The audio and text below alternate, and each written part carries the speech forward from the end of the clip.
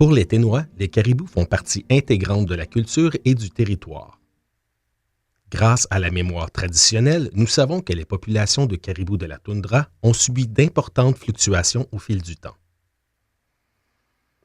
Depuis maintenant 50 ans, le ministère de l'Environnement et des Ressources naturelles surveille ces changements avec l'aide de ses partenaires de cogestion. En connaissant la situation actuelle des caribous, nous pourrons mieux gérer les hardes. Le recensement photographique des lieux de mise bas est l'une des deux grandes méthodes utilisées pour dénombrer les caribous migrateurs en Amérique du Nord. Au territoire du Nord-Ouest, nous utilisons cette méthode pour compter les caribous des hardes de Bathurst et de Bluenose-Est.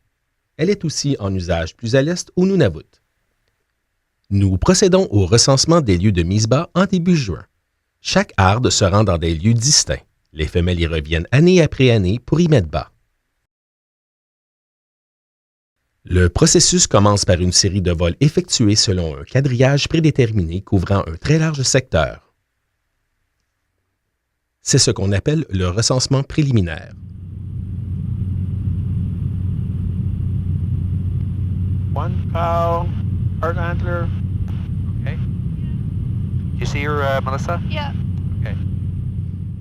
Le recensement préliminaire nous permet de savoir où se trouvent les grands et les petits groupes de caribous ainsi que l'emplacement des lieux de mise bas.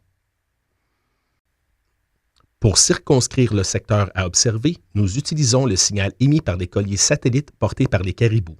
Là où nous détectons plusieurs colliers, nous savons que nous trouverons de nombreux caribous. Nous survolons les secteurs en dépassant la position du dernier caribou pour ne pas en manquer. Avec l'information obtenue, nous divisons le secteur en blocs selon que la population de caribous y est en densité faible, moyenne ou élevée.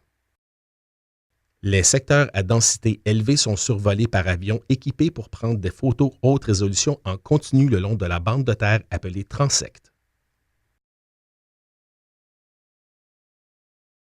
De retour au sol, nous utilisons les photos pour obtenir un compte très précis du nombre de caribous dans chaque transect.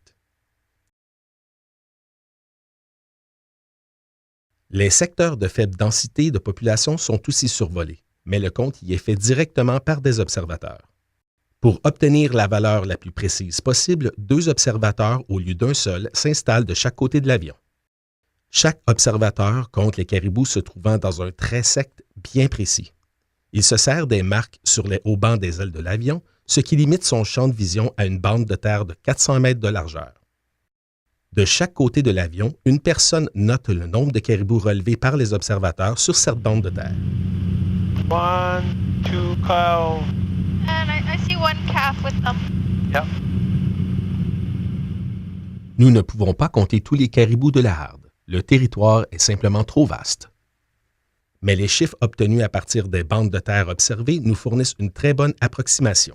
Nous couvrons beaucoup de terrain et nous appliquons les estimations obtenues à tout le secteur recensé pour combler les vides.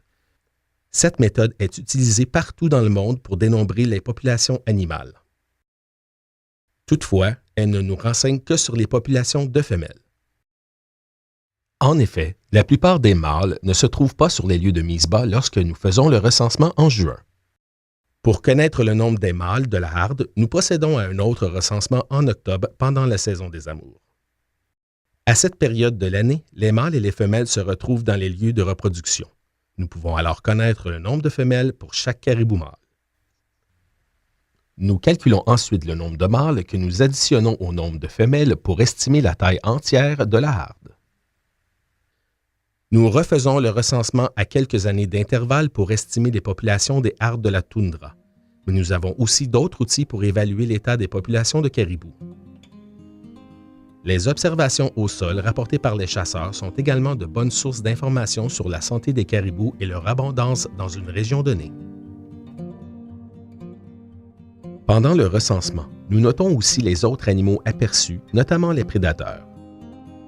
Nous observons également les conditions météo et la couverture neigeuse ainsi que l'état des habitats. Cette information pourra servir ultérieurement à préciser les résultats du recensement. Lorsque tout est terminé, nous présentons les résultats à nos partenaires de cogestion et aux détenteurs du savoir traditionnel local. Les résultats sont ensuite communiqués au public et utilisés pour orienter les discussions sur la gestion des herdes. Nous devons travailler ensemble pour que nos enfants et nos petits-enfants puissent eux aussi admirer les caribous en migration dans un milieu naturel bien portant.